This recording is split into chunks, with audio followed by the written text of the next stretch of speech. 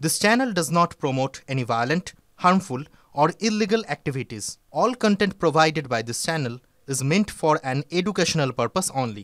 MDH chana masala এখন ছোলা হোক বা বরবটি দানা, সাদা চানা হোক বা কালো, সব রান্নাই হবে অসাধারণ। MDH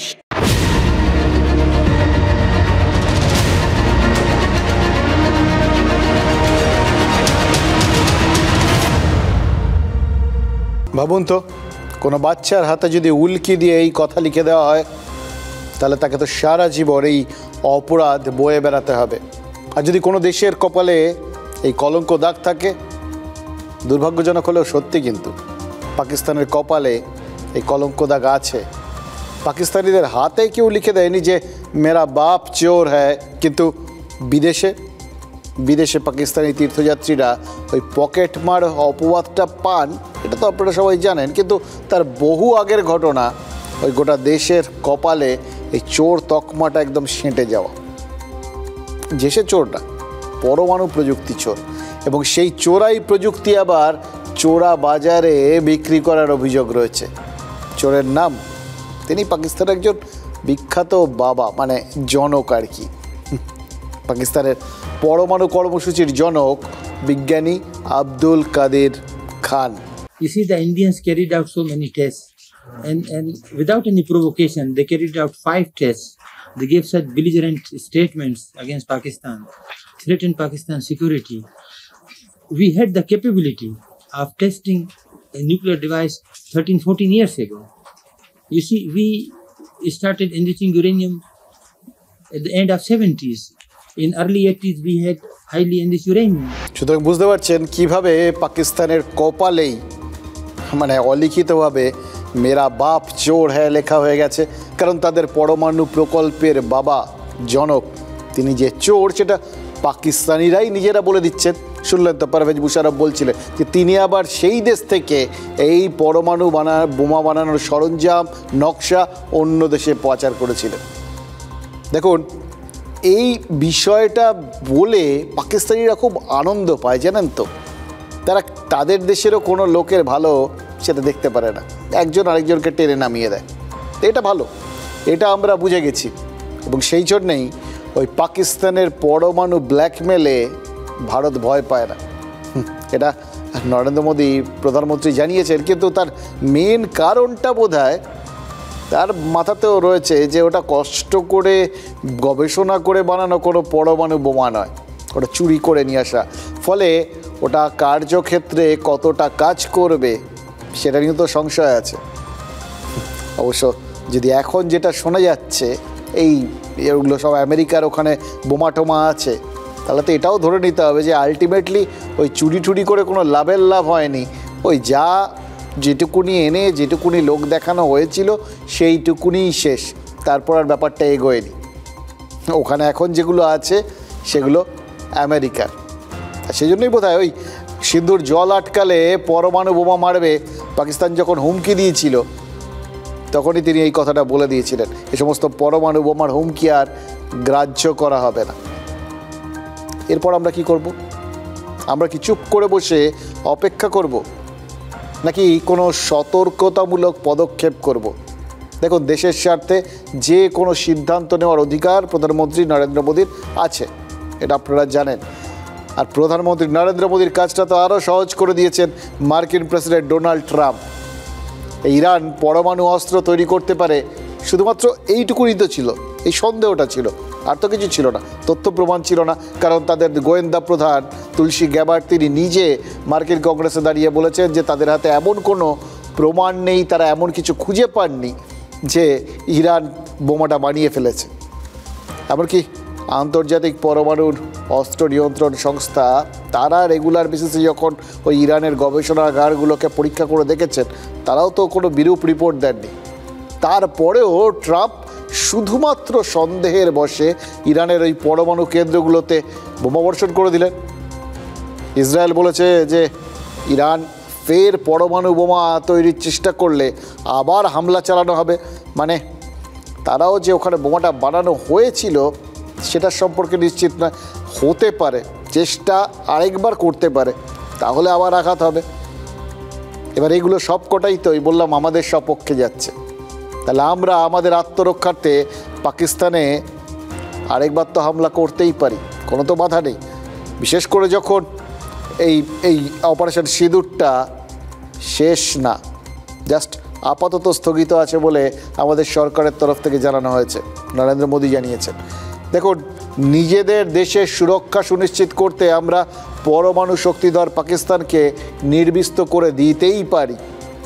এবার হঠাৎ আপনারা ভাবছেন তো যে সব জায়গায় যখন যুদ্ধটুদ্ধগুলো মনে হচ্ছে এইবার একটু থামলো, দুদিন একটু জিরিয়ে নিই, তখন হঠাৎ এরকম ফের যুদ্ধং দেহি একটা বার্তা কেন দিচ্ছি? কেন আবার একেবারে পরমাণু যুদ্ধের মতো একটা জায়গায় পৌঁছে দেওয়ার চেষ্টা করছি?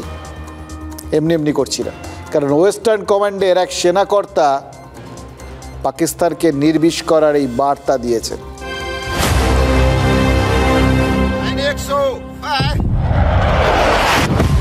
ये सिर्फ भारत की सेना की ही नहीं, देश की हर बहू बेटी के सिंदूर की भी जीत है, और भारत के हर बड़े बूढ़े और बच्चे का सम्मान भी। लेकिन अभी के लिए यह आक्रमण बस पर्याप्त है, समाप्त नहीं।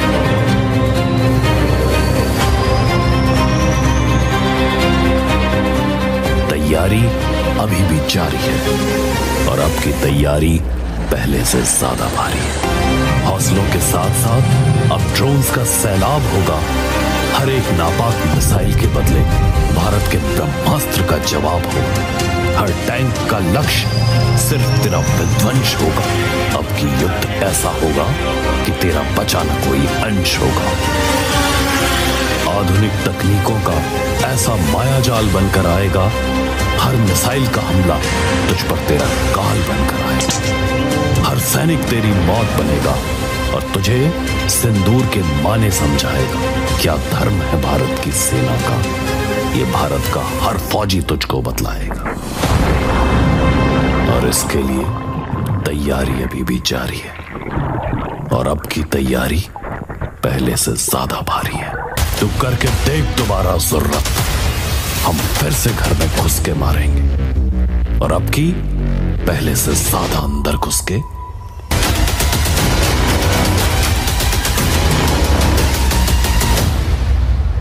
হঠাৎ এরকম প্রস্তুতির ভিডিও কেন প্রকাশ করলো ওয়েস্টার্ন কমান্ড? কারণ ওয়েস্টার্ন কমান্ড আরও বড় হামলার সামরিক পরিকল্পনা করে রেখেছে।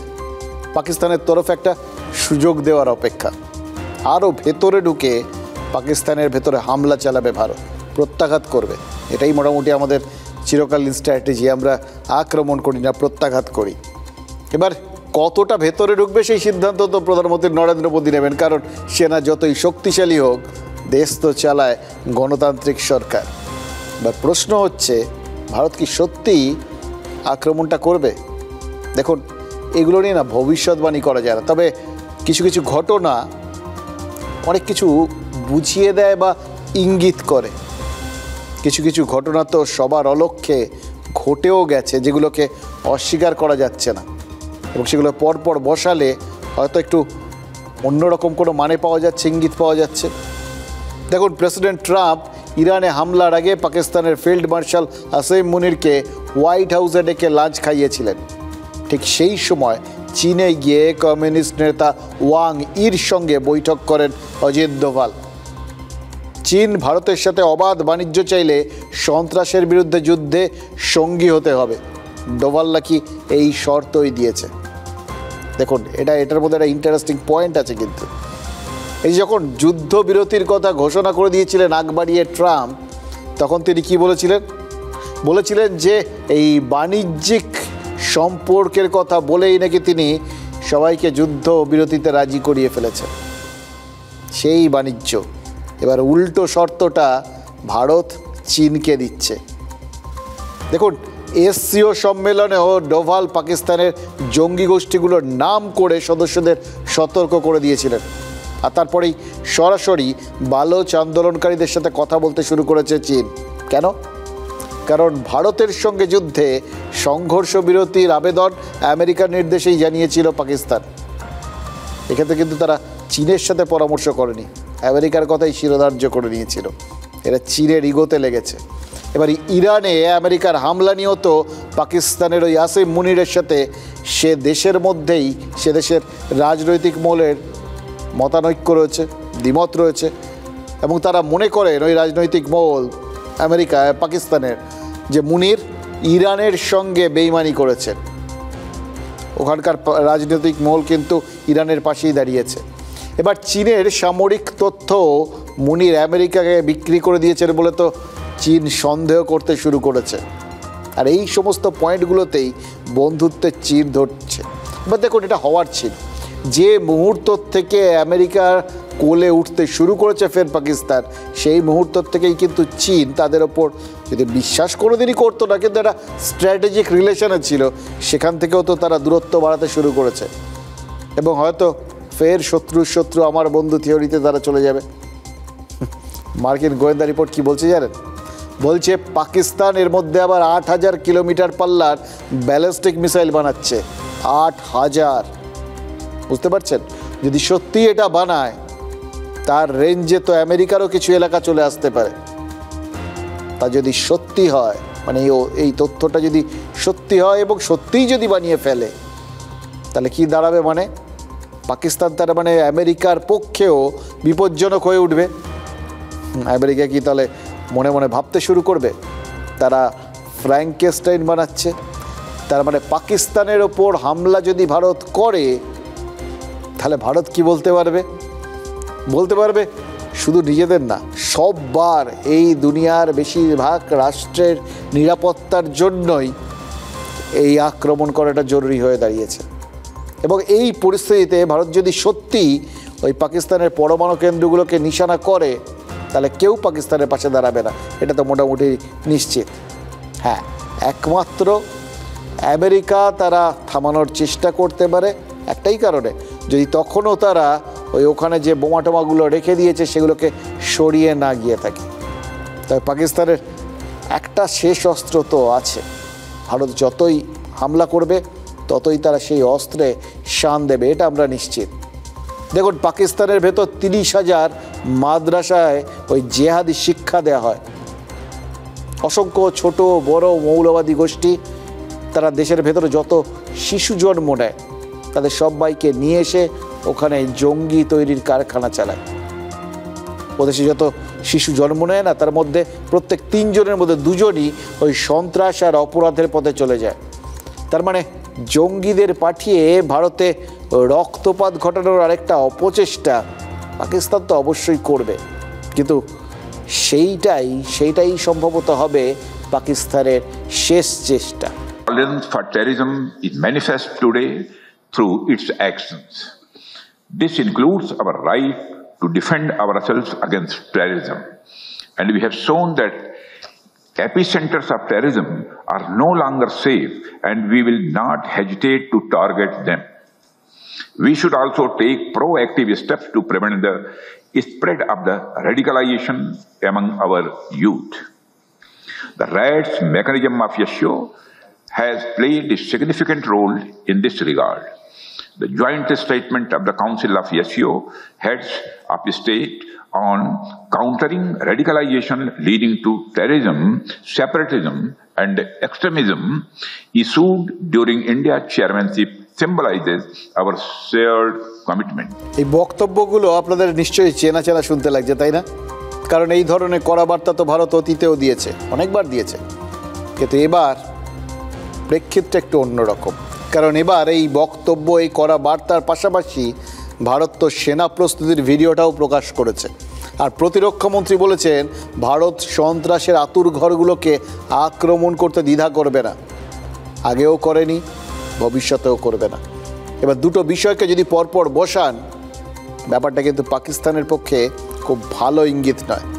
দেখুন, চীনে যে সাংহাই কোঅপারেশন অর্গানাইজেশনের বৈঠক ছিল, সেখানে পাকিস্তান একটা চাল চালতে গেছিল, কিন্তু সেটাও মাঠে মারা গেছে।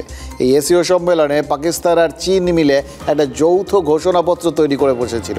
তাতে ওই বালুচিস্তানে স্বাধীনতা সংগ্রাম যেটা চলছে, যেখানে পাকিস্তান প্রতিনিয়ত লেজে গোবরে হচ্ছে ওটাকে সামলাতে গিয়ে মোটামুটি একের পর এক জায়গা মুক্তাঞ্চল বলে ঘোষণা করে দিচ্ছে বালুচিস্তান, সেই স্বাধীনতা সংগ্রামকে সন্ত্রাসবাদ বলে আখ্যা দেওয়া হয়েছিল সেখানে।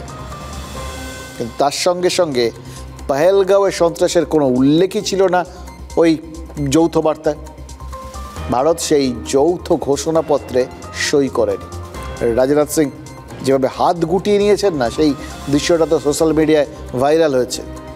এবার এই নিয়ে দেখুন, দ্বিতীয়বার কিন্তু আন্তর্জাতিক ফাঁদে ভারত পা দিল না।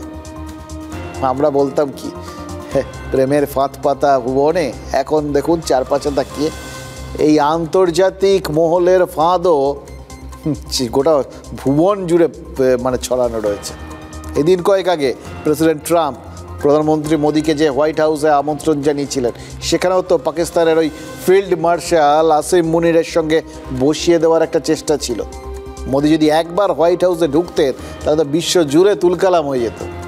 ঠিক সেরকমই এই সাংহাই কোঅপারেশন অর্গানাইজেশনের সম্মেলনের ওই যৌথ ঘোষণাপত্রে ভারত সই করলে বিশ্ব জুড়ে তোলপাড় হয়ে যেত। এবং সত্যি কথা বলতে কি, সেটা একটা বড় ভুল হয়ে যেত, যে ভুলের খেসারত দিতে হতো ভারতকে। তবে ভারত এমন একটা দেশ না, এটা বুঝতে পারলাম। ভারত প্রতি মুহূর্তে কিন্তু নিজেদের ভুল থেকে শিক্ষা নেয়, এটা সত্যিকারের বুদ্ধিমানের লক্ষণ। কারণ এই ভুলটা তো অতীতেও হয়েছে, ভারত অতীতে এই ভুল করেছে।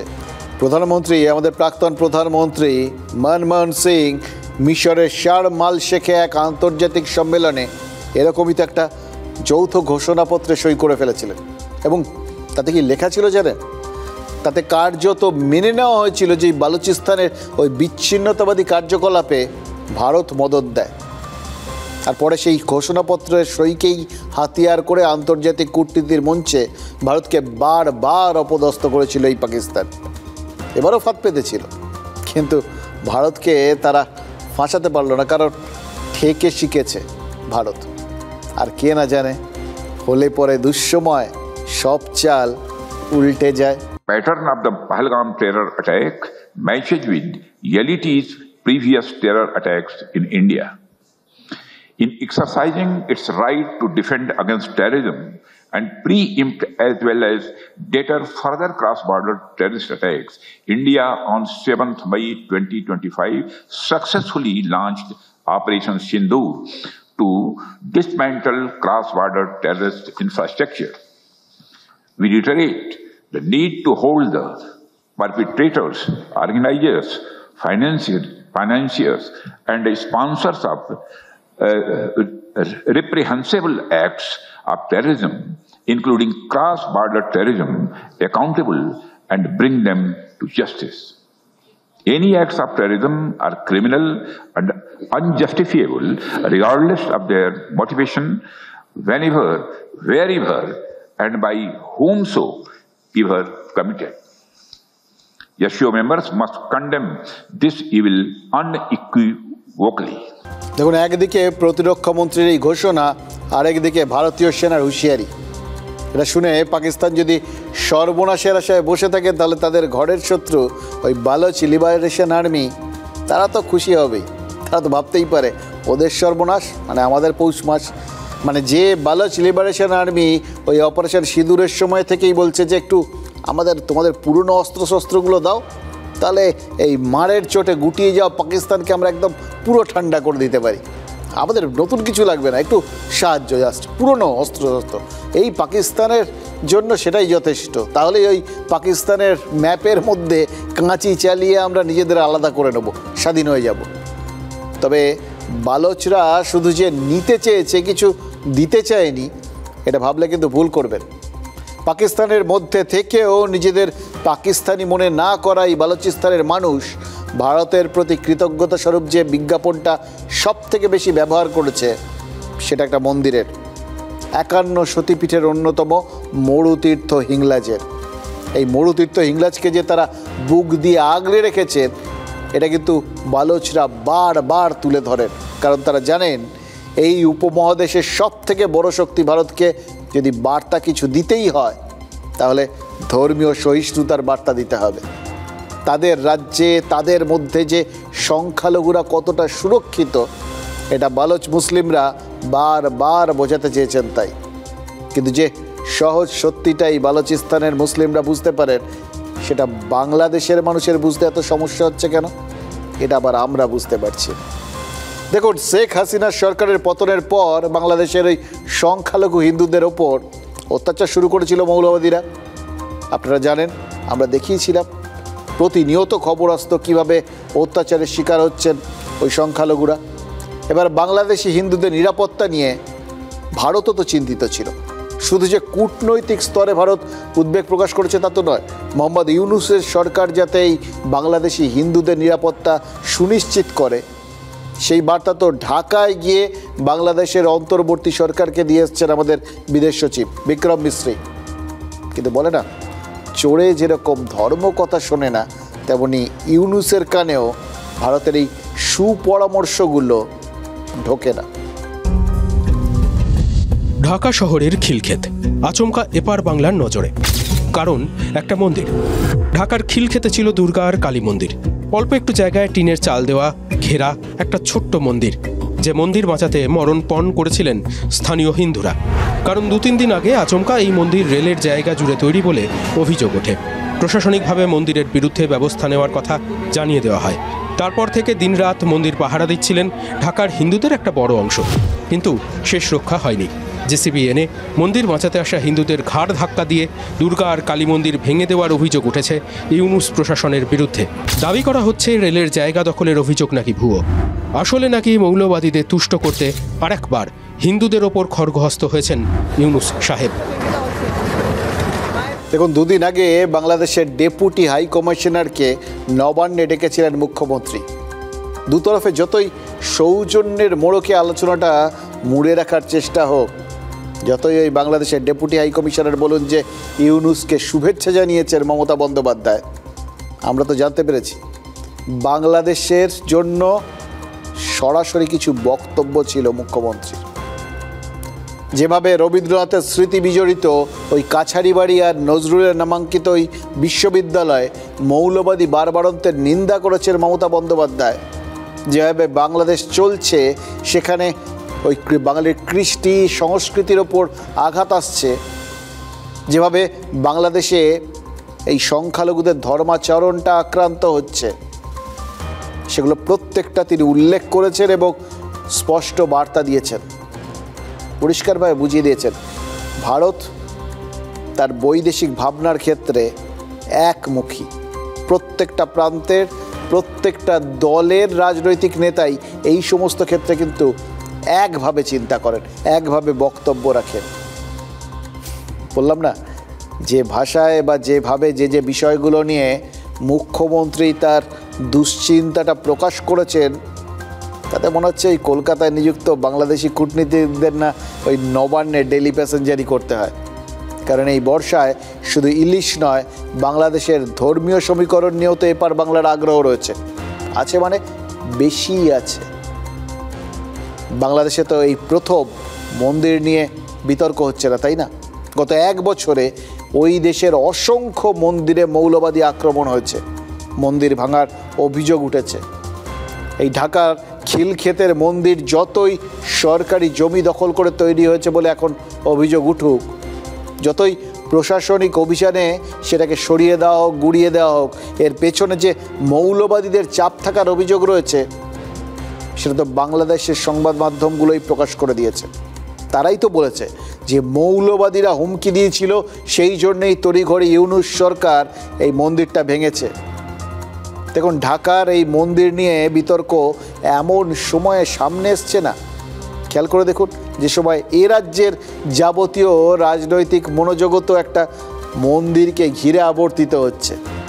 দীঘায় ওই জগন্নাথ মন্দির উদ্বোধন হওয়ার পর এবারই তো প্রথম রথ, ওই প্রথম বিষয়টা না বেশ সবসময় বড় হয়, জমজমাট হয়।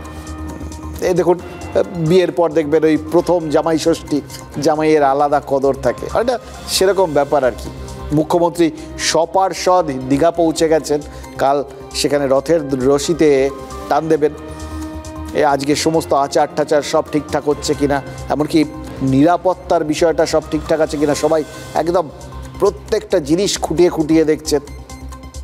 থাকাটা স্বাভাবিক এই ব্যাপারগুলো নিয়ে কড়া নজর, কারণ সত্যিই তো গোটা বিষয়টা নিয়ে এরকম হাইপ তৈরি হয়েছে, যেটা সংগঠিত হোক, আবেগতাড়িত হোক, ধর্মবিশ্বাস থেকে হোক, ওখানে যে ভিড় উপচে পড়তে পারে কাল, এটা নিয়ে তো সংশয় নেই।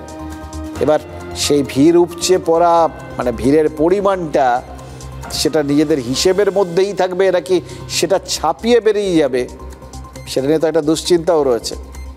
সেক্ষেত্রে কী হবে, সেই জন্যেই যাতে কোনো রকম কিছু অন্যরকম কিছু না হয়, সেই জন্যেই সমস্ত নিরাপত্তা ব্যবস্থা, সমস্ত ব্যবস্থাপনা সব কিছু একদম একদম নিশ্ছিদ্র করা হচ্ছে।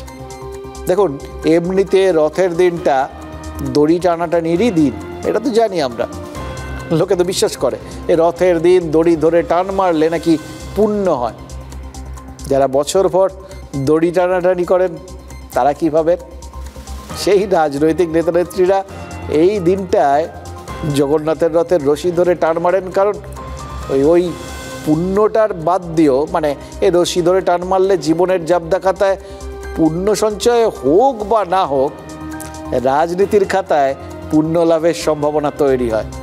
তাই ওই টানাটানির অফিসিয়াল দিনে যেরকম কলকাতার ইস্কন মন্দিরের রথ টানতেন মুখ্যমন্ত্রী, তেমনি ওই মহাজ্যোতি সদন বা অন্য কোথাও বা অন্য কোনো জেলায় বিরোধী দল নেতা রথ টানেন।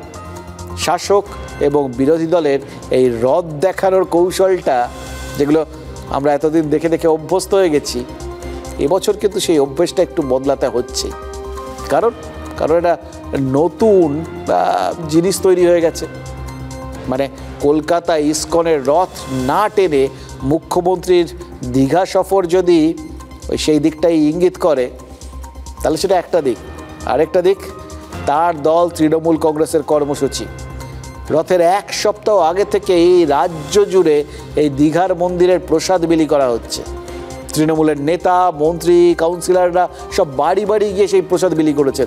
আপনাদের অধিকাংশেরই বাড়িতে আমার ধারণা সেই বাক্স পৌঁছে গেছে, আমিও দেখলাম এসছে আর কি। একটা গজা, একটা প্যারা, তার সঙ্গে একটা ছবি, কার্ড, এরকম সব কিছু আছে আর কি। এবার দেখুন এর মানে কি, মানে রথ দেখা আর কলা বেচার কাজটা আক্ষরিক অর্থেই এই রাজ্যের শাসক দলের নেতা নেত্রীরা করছেন।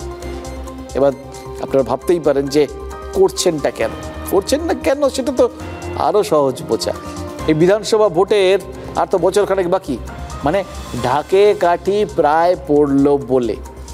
আর রথযাত্রার দিনে খুঁটি পুজো, সেটা তো একটা জনপ্রিয় প্রথা, তাই ভোট পুজোর খুঁটি পুজো হচ্ছে বললেও বোধহয় একটা ভুল বলা হবে না। কালকে মানে অনেক খুঁটি পুজো, দুর্গা পুজোর এবং ভোট পুজো একসঙ্গে তো।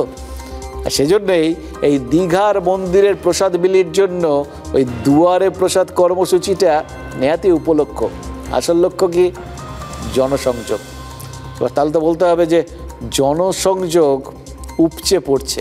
মানে বললাম না, তৃণমূল নেতৃত্বের দাবি যে দীঘার এই মন্দিরকে কেন্দ্র করে বাংলায় নাকি সর্বধর্ম সমন্বয়ের হাওয়া বইছে। এইখানটাতেই আপনাদের একটু থামায়। দেখুন কোথার থেকে বিষয়টা কোন দিকে চলে যাচ্ছে। একমুখী একটা চিন্তা করছিলেন তো, এবার আস্তে আস্তে বহুমুখী বিষয়গুলো আসছে, এ খেয়াল রাখুন। দেখুন দীঘার প্রসাদ নিতে, মানে তৃণমূল নেতারা বলছেন যে দীঘার প্রসাদ নিতে যেরকম হিন্দুরা হাত পাচ্ছেন, তেমনই নাকি বিভিন্ন সংখ্যালঘু মহল্লার বাসিন্দারাও এই প্রসাদ মুখে তুলছে। তাহলে তৃণমূল কংগ্রেস তারা সর্বধর্ম সমন্বয়ের দাবি করতেই পারে, অন্যায় কিছু নেই, এবং হলে তো ভালোই। এটাকে আপনি অস্বীকার করবেন কি করে? এই যে হলে তো ভালোই, এই যে আপনাদের মনে হবে না, এটাই তৃণমূল চাইছে। তৃণমূল কংগ্রেসের সংখ্যালঘু মুখ পুরমন্ত্রী ফিরহাদ হাকিম তিনি তো বলেছেন যে যা হিসেব করা হয়েছিল তার থেকে নাকি অনেক বেশি চাহিদা তৈরি হয়েছে। প্রশ্নটা তাহলে অন্য, এই রথের আগেই জগন্নাথ দেবের প্রসাদ নিয়ে এই যে সর্বজনীন গ্রহণযোগ্যতাটা তৈরি হয়েছে, সেটাকে বিভিন্নভাবে সেটা যে কোন লেভেলে পৌঁছে গেছে সেটা তৃণমূল কেন বোঝানোর চেষ্টা করছে। কারণ এক ঢিলে দুটো নয়, অনেকগুলো পাখি মারার সুযোগ তাদের সামনে তৈরি হয়ে যাচ্ছে। প্রথমত এই দীঘার মন্দির তৈরি হওয়ার পর থেকে বিজেপির নেতারা প্রচার করার চেষ্টা করেছেন ওটা কোনো মন্দিরই নয়।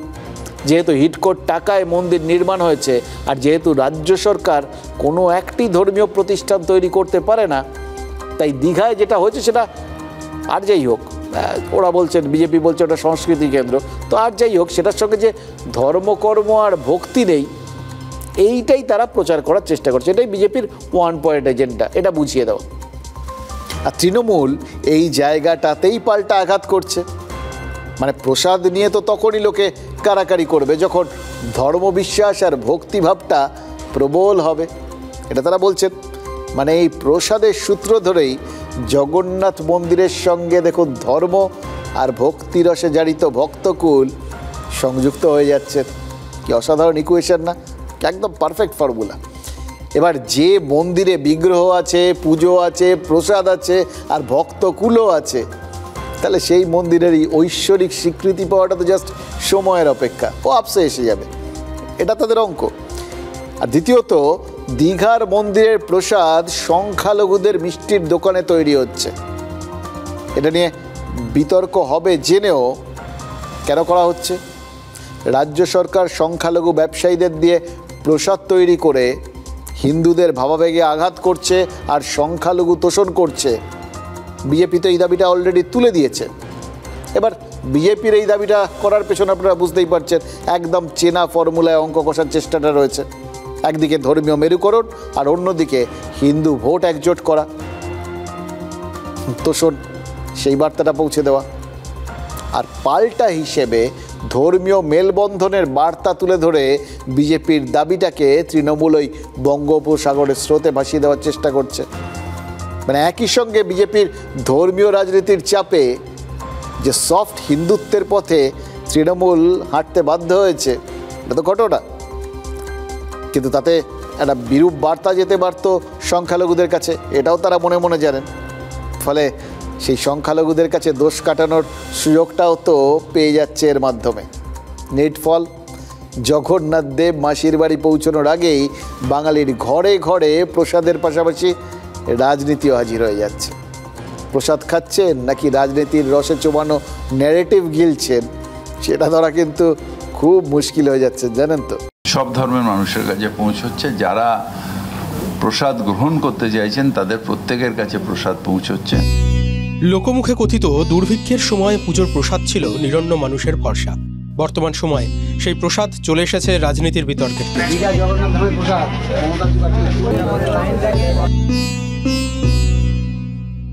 কৌশলে তা পরিবেশন করা হচ্ছে ধর্মের মোড়কে। হালাল প্রসাদ দেবেন হয় এটা। অক্ষয় তৃতীয়ায় দীঘায় জগন্নাথ মন্দিরের উদ্বোধন থেকে বিতর্কের এই অধ্যায়ের সূচনা।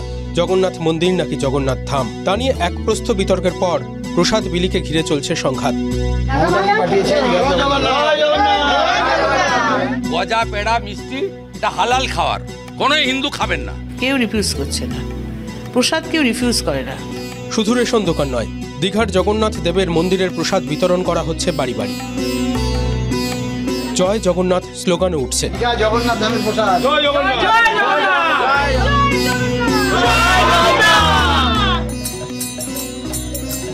এই সুযোগে জনসংযোগ ঝালিয়ে নিচ্ছেন তৃণমূল নেতারা। প্রসাদ বিলি হচ্ছে মমতা বন্দ্যোপাধ্যায়ের নাম করে।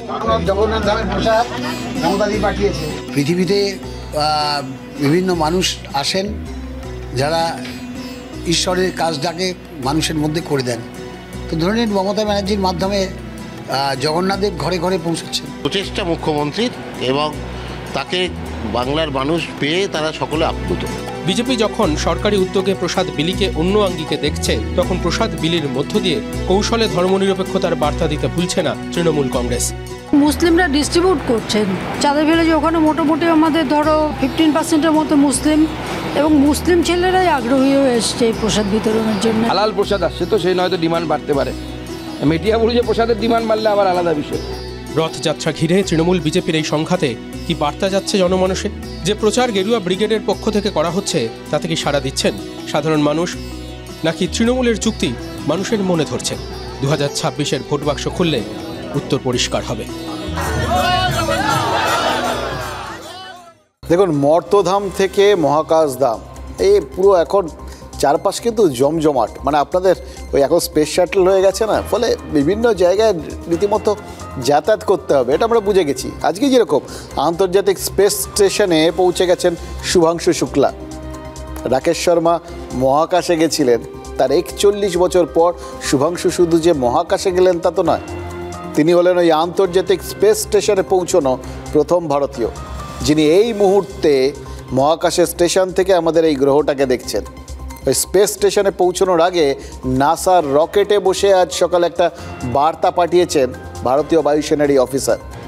বলেছেন শিশুরা যেরকম হাঁটতে শেখে, খেতে শেখে, ঠিক সেই রকমভাবেই মহাকর্ষে যে আকর্ষণটা সেটা তো ওখানে কম, তার ফলে মহাকাশে হাঁটা চলা খাওয়া দাওয়া এগুলো সব অন্যরকম, এর মধ্যে তারা অভ্যস্ত হচ্ছেন।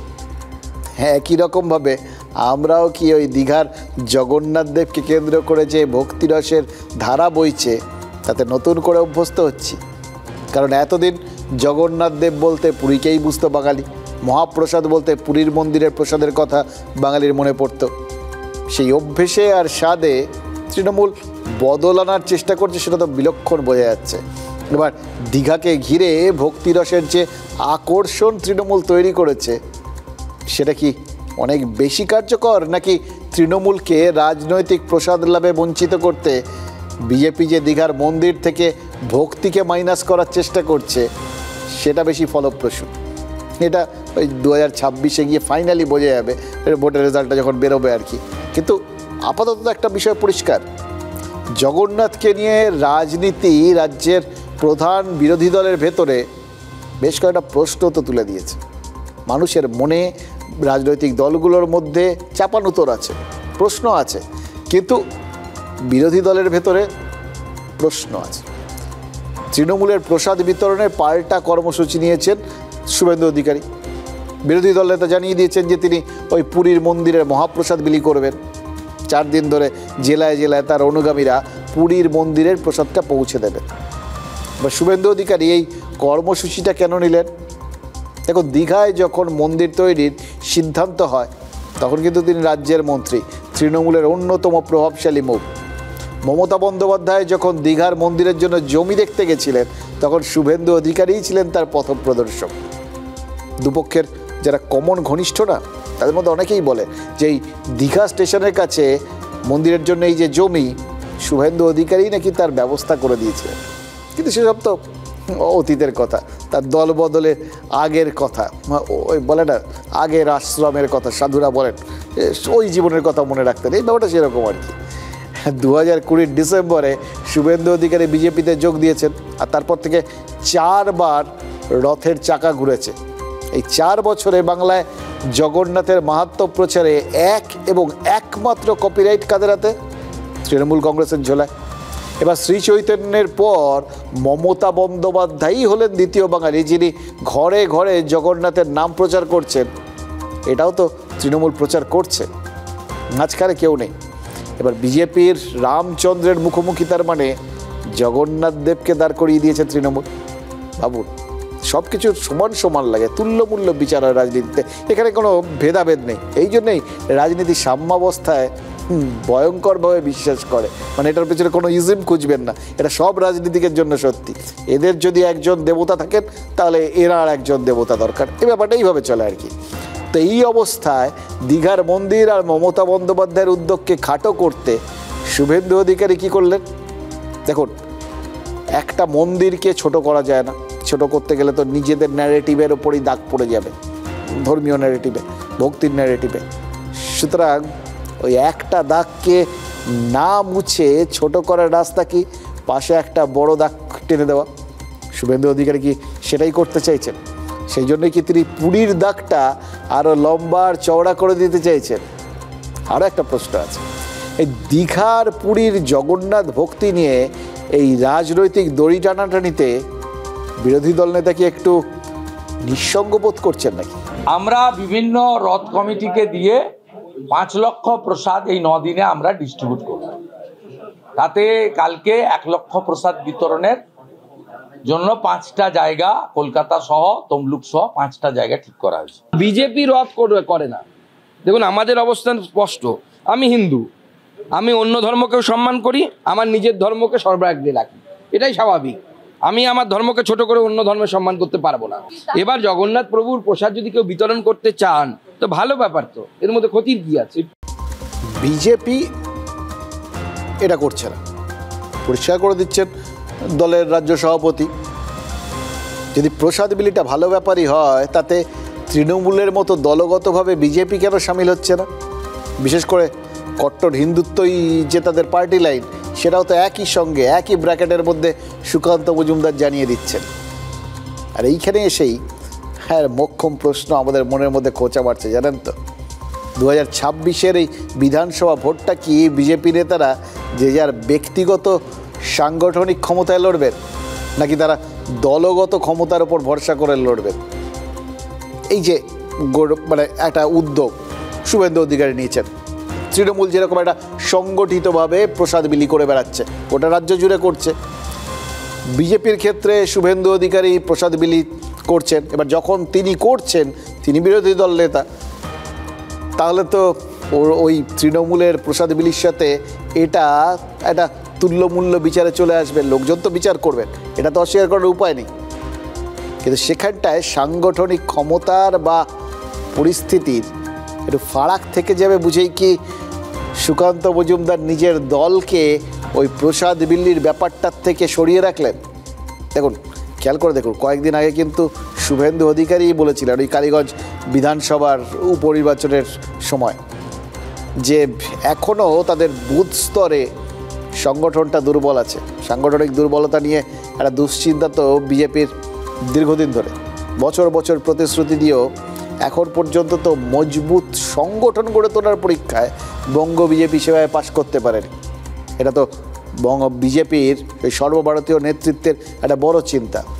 উপনির্বাচনের ফলাফলও তো বলছে যে কালীগঞ্জে বিজেপির ভোট কমেছে, এবার তৃণমূলের তো বেড়েছে, বাম কংগ্রেস জোটের ভোটও বেড়েছে। এবার সাংগঠনিক দুর্বলতাটা কেন কিছুতেই কাটিয়ে ওঠা যাচ্ছে না? সেই আত্মসমীক্ষা কি সুকান্ত মজুমদার করে ফেলেছেন?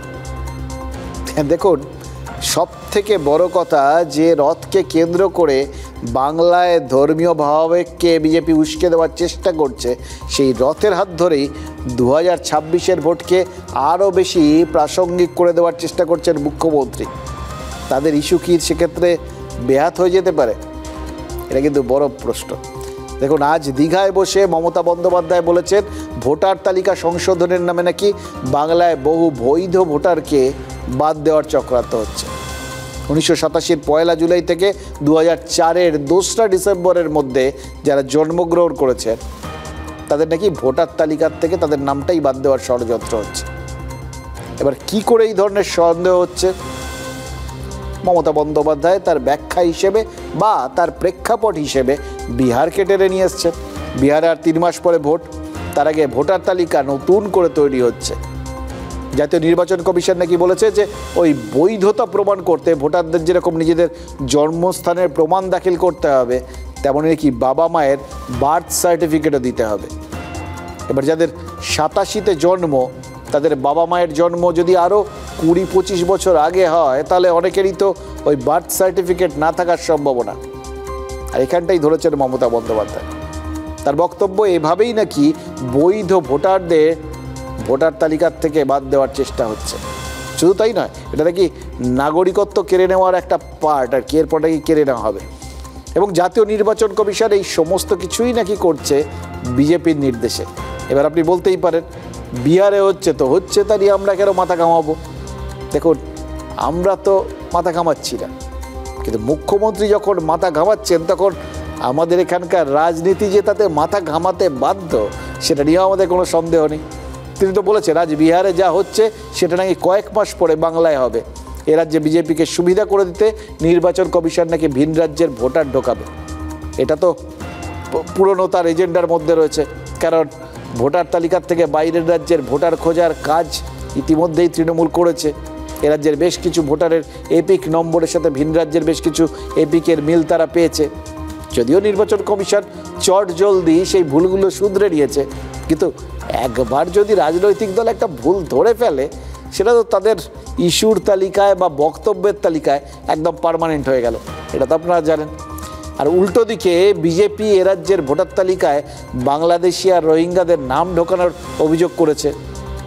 মানে একটা নতুন ধরনের দড়ি টানাটানি। নতুন ধরনের বলাটা ভুল, এই দড়ি টানাটানিটা অনেক দিন ধরেই চলছে, বিহার প্রসঙ্গটা ঢুকে তাতে একটা নতুন মানে র্যাপার জড়ালো এই আর কি। কিন্তু দিনটা খেয়াল করে দেখুন তো, রথের ঠিক আগের দিন, রথের আগের দিন মানে রথের দিন দড়ি টানা হবে, যে দড়ি রথের রশি, তার আগে রাজনৈতিক দড়িতে টানাটানি চলছে এবং সেই দড়ি টানাটানিতে একটা নতুন মাত্রা এনে দিয়েছেন মুখ্যমন্ত্রী। মুখ্যমন্ত্রী কি বলেছেন জানেন? ওই 87 বা ওই রকম জন্মগুলো তার মধ্যে একটা তিনি বিশেষত্ব খুঁজে পেয়েছেন, বলে দিয়েছেন পরিষ্কার, অভিষেক বন্দ্যোপাধ্যায়ের মতো যাদের জন্ম 1987-তে তাদের মুশকিলে ফেলাই বিজেপি এবং নির্বাচন কমিশনের একমাত্র লক্ষ্য। The poor people, especially the hawkers, bakers, or the poor people, commoners, where they will get the mother certificate, the father certificate? Is it NRC? উনি বুঝে গেছেন যে রোহিঙ্গাদের নাম বাদ যাবে, উনি ফলস 50 লক্ষ রোহিঙ্গা মুসলমানের নাম ঢুকিয়ে রেখেছেন। मोदी जी प्राइम मिनिस्टर है, हम कुर्सी को सम्मान करते हैं, लेकिन ये तो चुनाव आयोग अमित शाह जी का साथ पूरा जुड़ा है। स्मेल इज वेरी बैड, খুব ফিয়ার সাইকোসিসে ভুগছেন। আপনার ভার্ডিক্ট মেনে গ্রাম বাংলার লোকরা বাদ হয়ে যাবে, আর আপনি বাইরে থেকে সেই সংখ্যা ভরাবেন অনলাইনে, বাইরে স্টেটের লোকেদের নিয়ে এসে। আপনি যেহেতু হেরে যাবেন আগামী দিনে, আপনি বাংলায় হরিয়ানা, রাজস্থান, অন্যান্য স্টেটের নাম দিয়ে নাম ভরাবেন, এত সহজ কাহিনী নয়। কি বুঝলেন? রথ দেখার কলা বেচার কথা বলছিলাম না, আজকে দাঁড়িয়ে গোটা ব্যাপারটাকে রথ টানার ভোট কেনা মনে হতে পারে। রাজনীতিকরা সবাই রথ টানতে ব্যস্ত হয়ে পড়েছেন, সুতরাং রথের চাকা আর রাজনীতির চাকা দুটোই একদম রকেটের স্পিডে গড়াচ্ছে, জানেন তো। কিন্তু যে রথটা থেমে গেছে সেই রথটার কি হবে বোঝা দরকার, বুঝলেন না তো? দেখুন, শিক্ষার রথের কথা বলছি, ওটাই তো আসল রথ। সেটাকে টানার দিকে কারোর নজর রয়েছে? সরকারি শিক্ষা ব্যবস্থা এবং সরকারি শিক্ষক দুটোই তো সমাজের ভিত্তি ছিল, সমাজের ভিত। একজন শিক্ষকই নাকি ভবিষ্যতের সমাজের যারা কারিগর তাদের গড়ে দেন। শিক্ষক আর ভবিষ্যৎ, মুশকিল কি জানেন? এতদিন ডাইরেক্ট রিলেশন ছিল, এখন এই দুয়ের মাঝখানে এই রাজনীতিবিদরা চলে এসছেন। এবার রাজনীতি যদি আসে তাহলে দুর্নীতিও তো দৌড়ে আসবে সঙ্গে সঙ্গে। তাই সমাজ বানানোর কারিগরদেরই দুর্নীতির কারিগর বলে মনে হচ্ছে এখন চারপাশে। তাহলে শিক্ষার রথ সেটা কি মাঝ রাস্তায় থেমে যাবে, ওই কর্ণের রথের চাকার মতো মাটিতে বসে যাবে? না, এতটাও আশাহত হচ্ছি না। প্রভু জগন্নাথকে নিয়ে যখন টানা হ্যাচড়া চলছে তখন কিন্তু কেউ কেউ আছেন যারা নিঃশব্দে শিক্ষার রথকে টেনে নিয়ে যাচ্ছেন। তারা বাস্তবের জগন্নাথ। বলা ভালো, রাজনীতির রসের রশি, বলা ভালো রাজনীতির রথের রশি নেতারা টানলেও শিক্ষার রথ টানছেন স্যার জগন্নাথ। পথ ভাবে আমি দেব, রথ ভাবে আমি, মূর্তি ভাবে আমি দেব, হাসে অন্তর্যামী। আমারও রথ টানতে ইচ্ছা হয়, কিন্তু আমার ভগবান আমাকে হাত দুটো দেয়নি, রথ আমি টানবো কি করে? জন্ম থেকেই দুহাত নেই, তাই রথ টানতে পারেন না, কিন্তু শিক্ষার রথ সেটাকে টেনে নিয়ে যাচ্ছেন জগন্নাথ, আউশগ্রামের জগন্নাথ স্যার।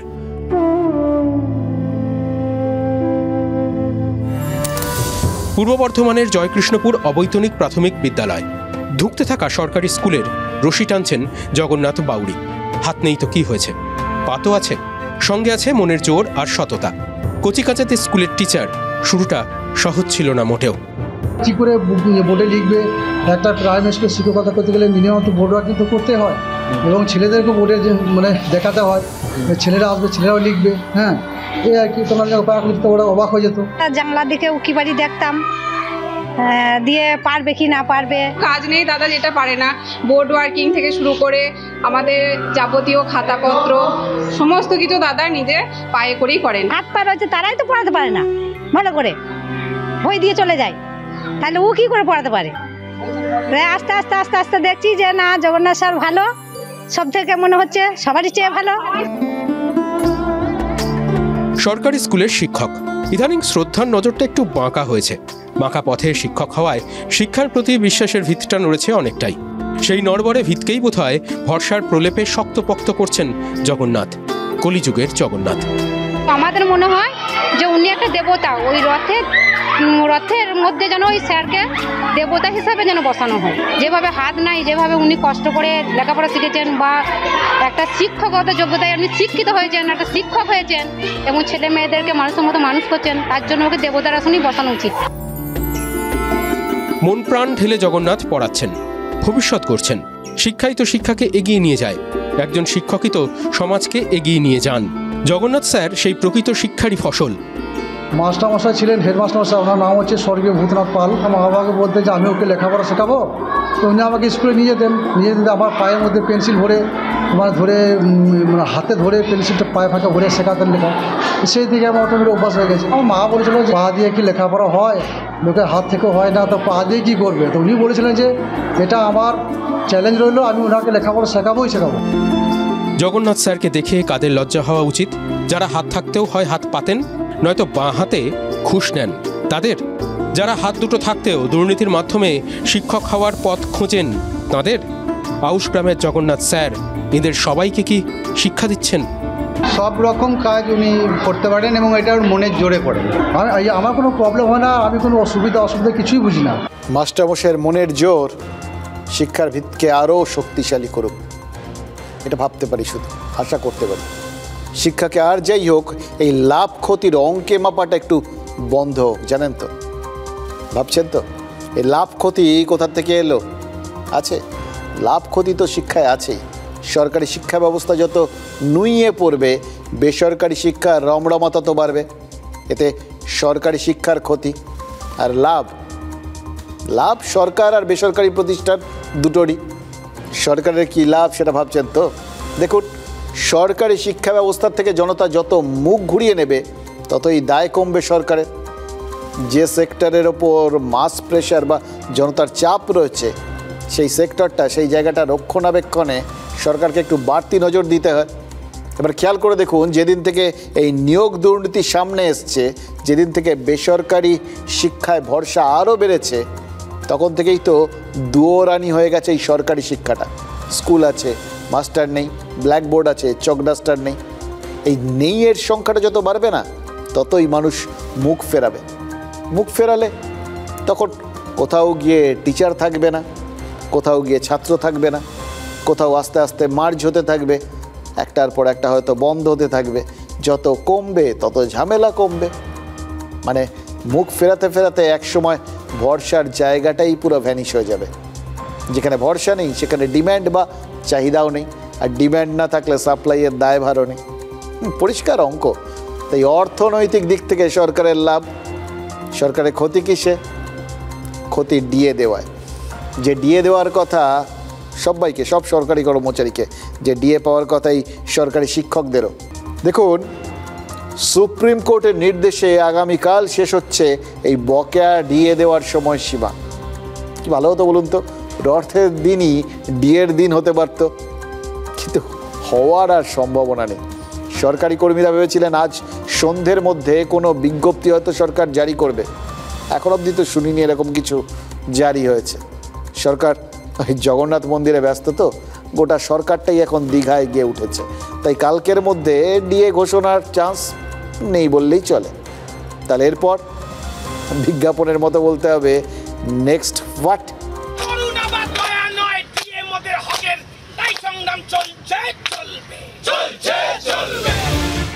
16ই মে সুপ্রিম কোর্টে বড় ধাক্কা খায় রাজ্য সরকার। সরকারি কর্মচারীদের বকেয়া ডিএর 25% দেওয়ার নির্দেশ দেয় শীর্ষ আদালত। মামলাটি পঞ্চম বেতন কমিশনের বকেয়া ডিএ সংক্রান্ত। 2009 থেকে 2019 10 বছরে বকেয়া ডিএর 25% দেওয়ার নির্দেশ দেয় সুপ্রিম কোর্ট। ডেডলাইন শেষ হচ্ছে 27 জুন। রথের সরকারি ছুটি থাকায় সরকারি কর্মচারীদের আশা ছিল বৃহস্পতিবারের মধ্যেই নির্দেশিকা জারি করবে নবান্ন, কিন্তু সন্ধে পর্যন্ত বিন্দুমাত্র নড়াচড়া দেখা যায়নি। রাজ্য সরকার সূত্রে খবর, নির্দেশ পরিবর্তন চেয়ে ইতিমধ্যেই সুপ্রিম কোর্টে আবেদন করেছে রাজ্য, কিন্তু এখনও লিস্টিং অর্থাৎ তালিকাবদ্ধ হয়নি মামলা। আদালত অবমাননার নোটিশ পাঠানোর হুঁশিয়ারি সংগ্রামী যৌথ মঞ্চের।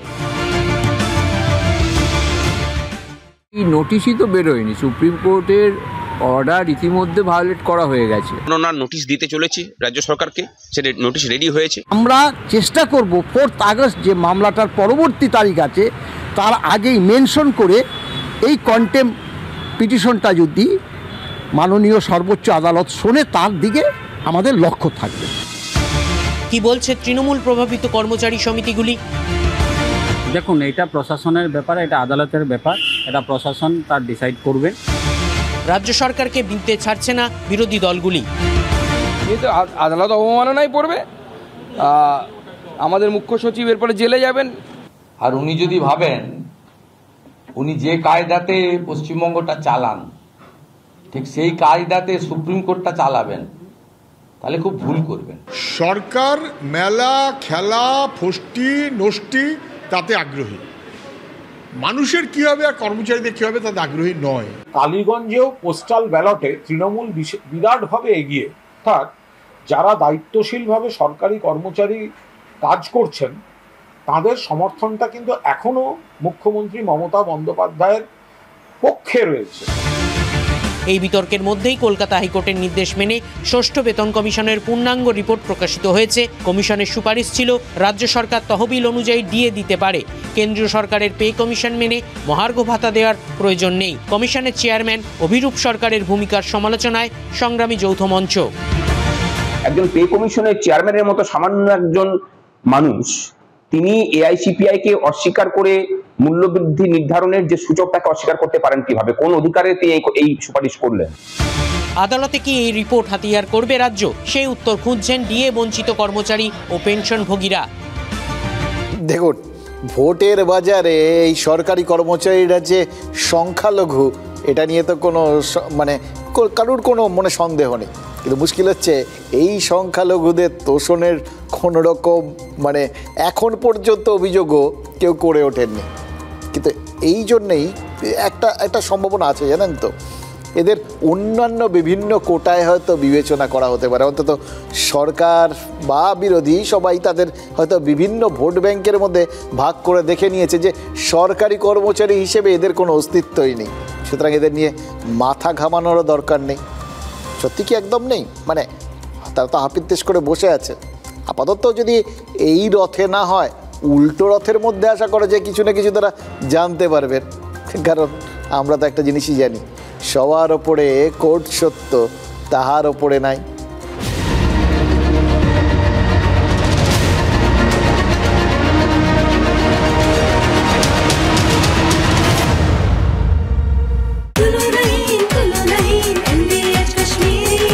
আরে কম দে কিন্তু খাঁটি দে।